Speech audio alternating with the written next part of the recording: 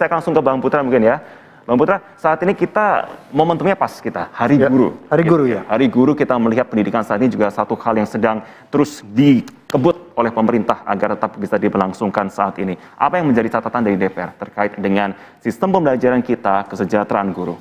Ya baik, terkait dengan pertama-tama kita mengucapkan dulu selamat Hari Guru ya kepada kawan-kawan di PGRI dan seluruh guru yang ada di Indonesia. Kita sangat bangga sama mereka dan kita terus berjuang bukan hanya untuk kesejahteraan mereka, tapi bagaimana mereka tetap berinovasi, mereka tetap mandiri, mereka tetap kreatif, dan bahkan mereka menjadi pemimpin ya terhadap anak-anak yang memang mereka didik.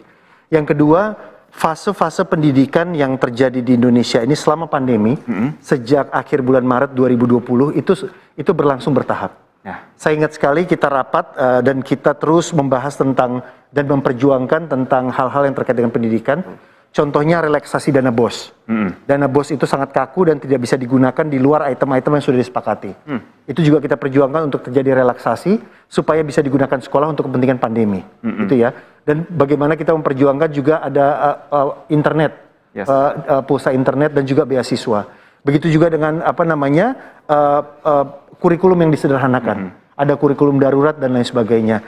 Begitu juga dengan vaksin dengan guru. Jadi akhir 2019 kami DPR termasuk saya sudah ikut rapat dengan beberapa menteri, 4 menteri, Kemendikbud, Kemenak, Kemendagri dan Kemen satu lagi saya lupa waktu itu untuk mempersiapkan pembelajaran tatap muka.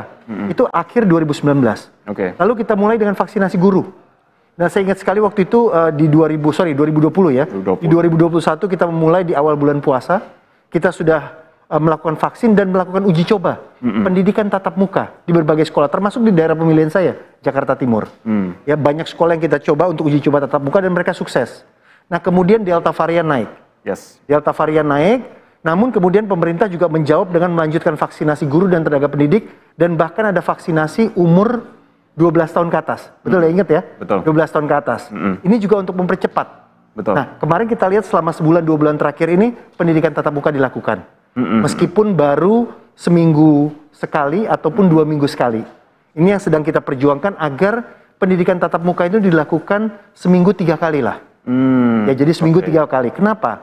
Karena yang sedang kita alami saat ini adalah anak-anak didik kita itu mengalami learning loss. Kehilangan pengalaman belajar. Interaksi dengan guru, ya, terus juga bagaimana guru juga menghadapi kendala. Karena saya rasa satu-satunya institusi pendidikan yang siap dengan pendidikan pembelajaran daring itu kalau nggak salah mungkin cuma satu universitas, namanya Universitas Terbuka. Ya, karena memang mereka dari awal memang daring. Betul. Tidak ada institusi pendidikan dari mulai SD, SMP, SMA, SMK sampai universitas yang siap full secara daring mengajarkan muridnya. Nah, inilah 1,5 tahun yang kita hadapi. Nah untuk itu makanya saya terus mendorong agar pendidikan tatap muka ini berjalan, dan kemarin kami baru melakukan rapat koordinasi dengan Menteri Pendidikan Mendikbud dan Ristek serta seluruh jajarannya untuk mempersiapkan kurikulum.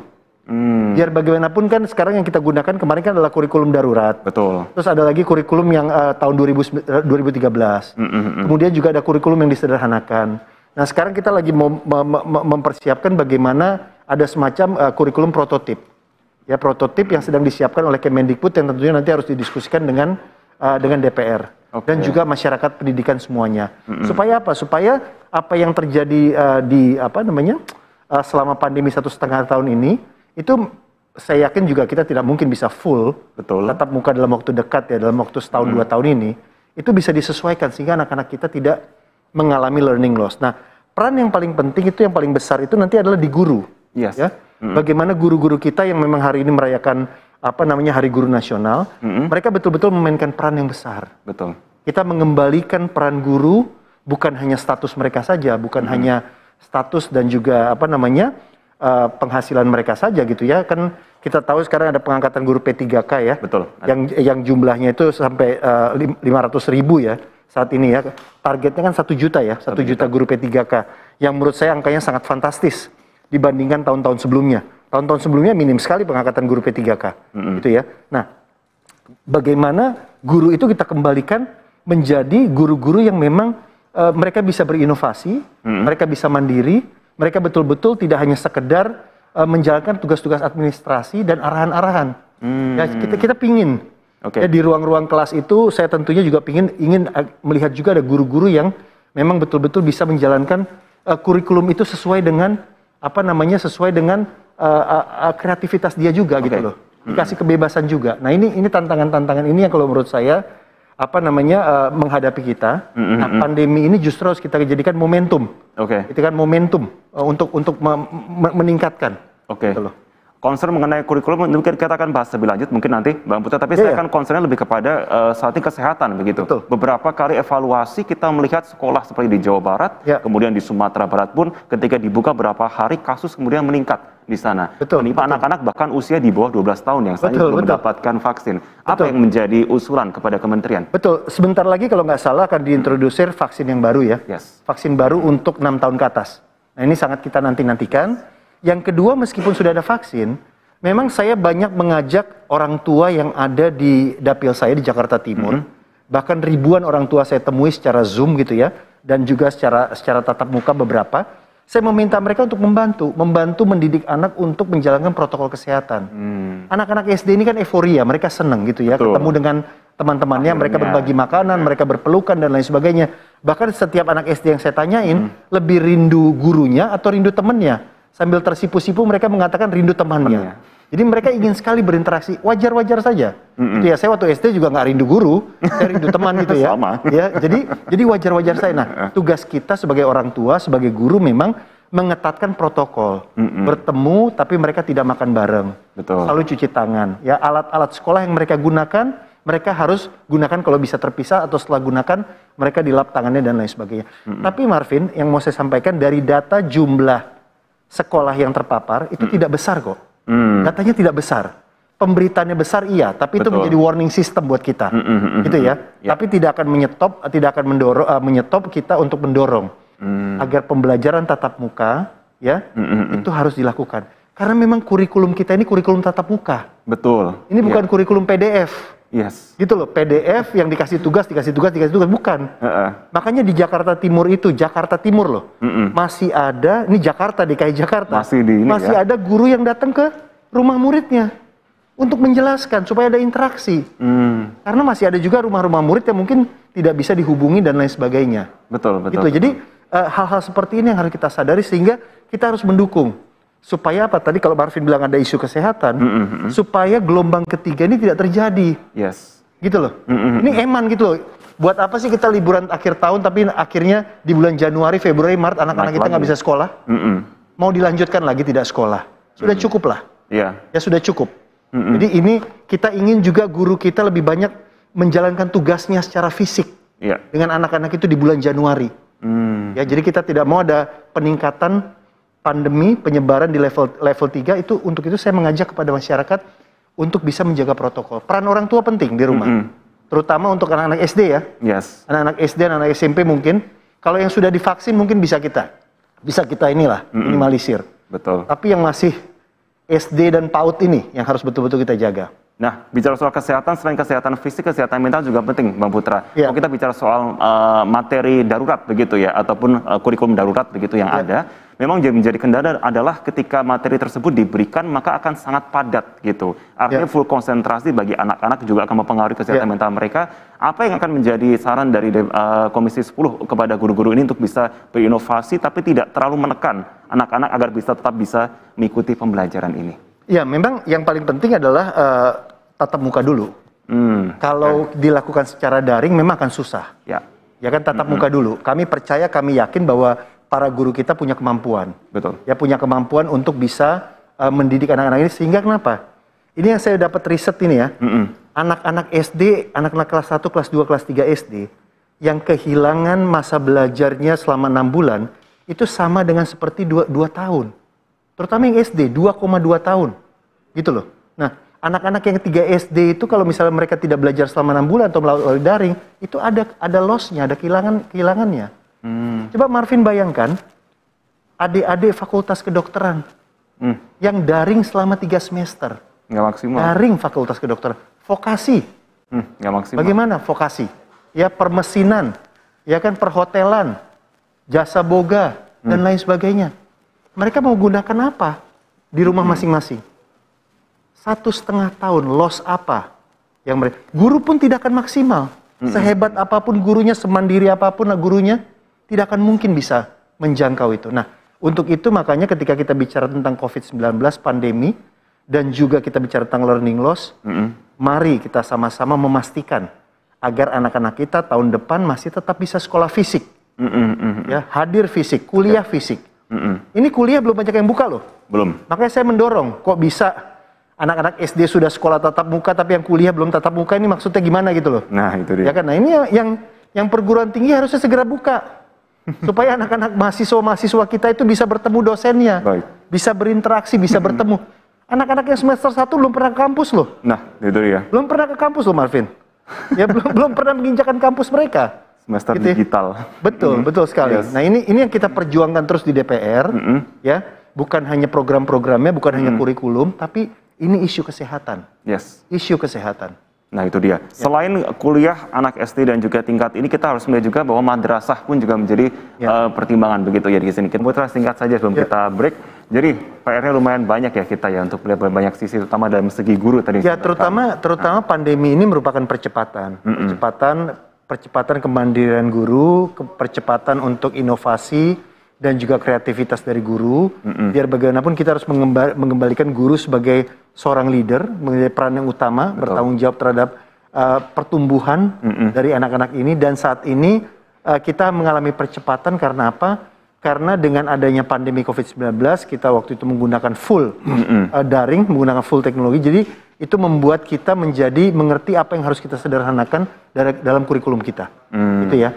Nah, yang paling penting lagi adalah guru Mardibu tadi bisa melakukan itu karena beban administrasi dia juga sudah dikurangi. Harusnya seperti itu, tidak banyak ngurusin administrasi, tidak banyak ngurusin urusan-urusan yang lain, hal-hal wajib, sehingga dia berpikir bagaimana bisa masuk bersama dengan karakter anak-anak ini, bagaimana bisa berkomunikasi dengan mereka, bagaimana bisa meyakinkan mereka untuk tetap belajar dan meningkatkan pendidikan mereka tanpa harus memaksa mereka. Dan dengan cara-cara seperti ini kan kita lihat itu jauh lebih efektif tanpa mengurangi ya kualitas pendidikan itu sendiri. Nah, ke depan yang paling penting karena ini adalah isu kesehatan, saya tidak ragu dengan kreativitas dan inovasi para guru kita.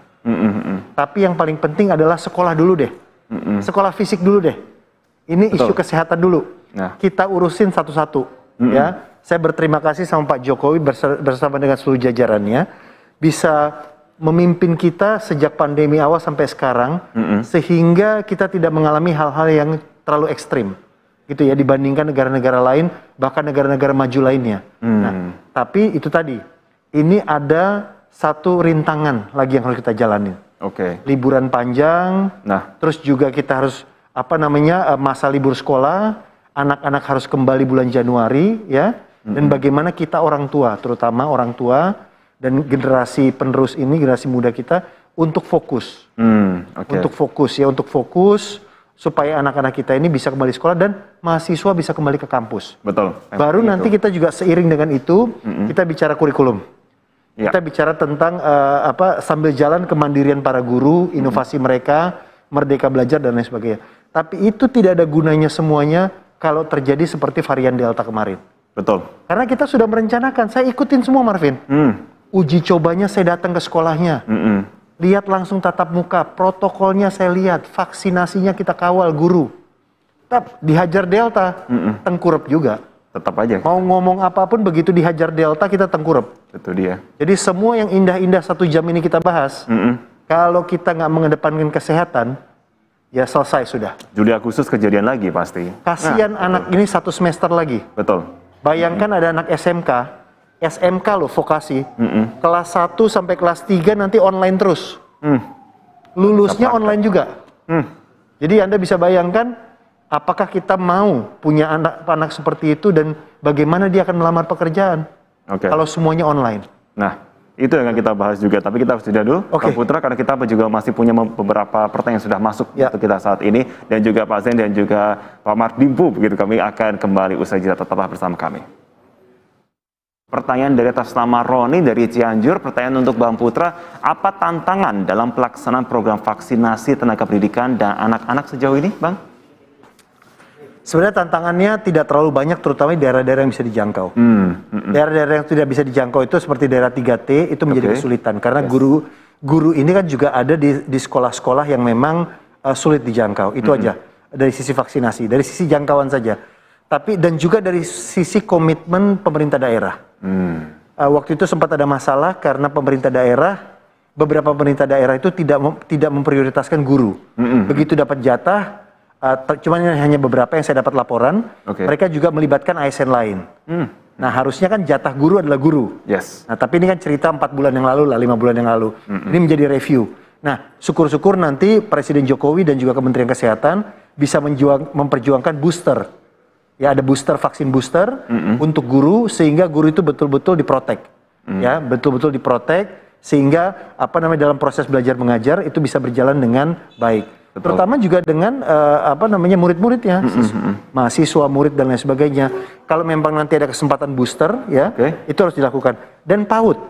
Ini saya sangat antusias sekali dengan yang umur 6 sampai 12 tahun ya vaksin ini. Ya moga-mogaan memang ini bisa segera direalisasikan karena learning loss itu paling banyak adanya di PAUD dan SD. Setuju. Gitu. Jadi kehilangan pengalaman belajar.